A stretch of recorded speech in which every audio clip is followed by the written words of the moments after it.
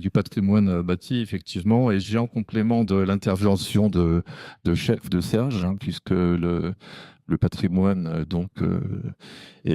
représente une valeur, bien sûr, un capital. Hein. Chaque élément de patrimoine a une valeur comptable, donc c'est important pour la commune.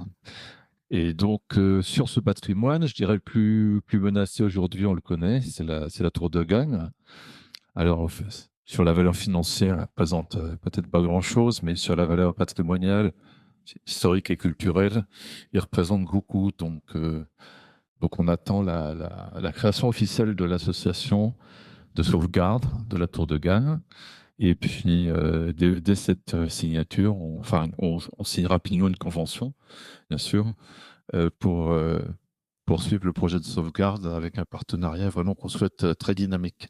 Concernant le reste du patrimoine immobilier, donc ça, j'en ai un petit peu parlé. On concrétise la vente de la maison, l'ancienne maison du médecin Victor Hugo. Pour les autres biens bâtis, on a enfin un inventaire, hein, bien sûr. Et si les biens ne représentent aucun intérêt pour la commune, ils seront cédés, évidemment. Concernant la maison acquise près de l'église, donc une étude serait réalisée donc en vue de son utilisation par les associations.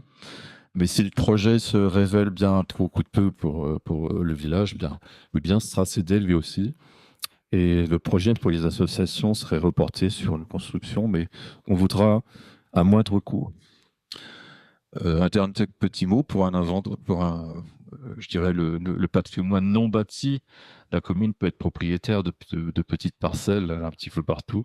Donc, il faut voir quelle est leur utilisation, leur gestion, et puis prendre les décisions appropriées pour voir si on peut s'en débarrasser ou mieux le gérer, ou au contraire les céder à un riverain qu'on aurait besoin, etc., etc.